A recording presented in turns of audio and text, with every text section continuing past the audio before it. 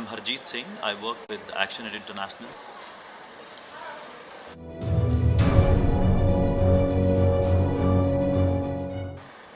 Let me explain how loss and damage recently has become third pillar of the climate work.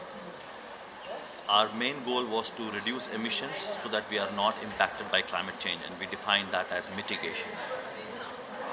We did not do enough mitigation, enough emission reductions in time, and impacts were quite visible.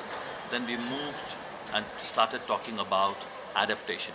It's not that we had to stop working on mitigation, but we realized that both issues of mitigation and adaptation need to go hand in hand.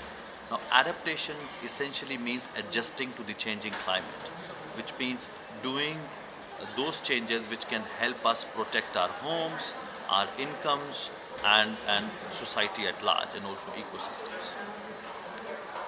But that also did not happen much in the last 20-25 years, since we are a lot more aware about climate change and its impacts. Now we have already reached a stage where several parts of the world are already getting impacted. So we did not do much to avert the crisis. We did not prepare ourselves to avert the crisis, which is about adaptation. We have already reached a stage where we are impacted. That is loss and damage.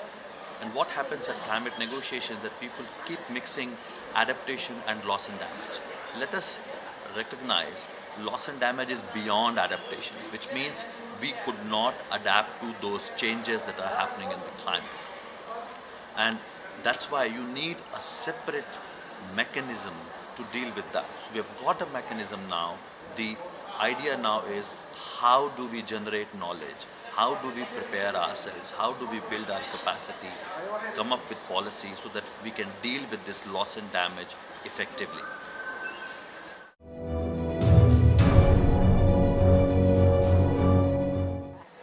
So these private oil and gas companies who are causing damages to poor countries and communities should be penalized by these governments where these companies are housed. And it's primarily rich countries where these companies exist and they are thriving.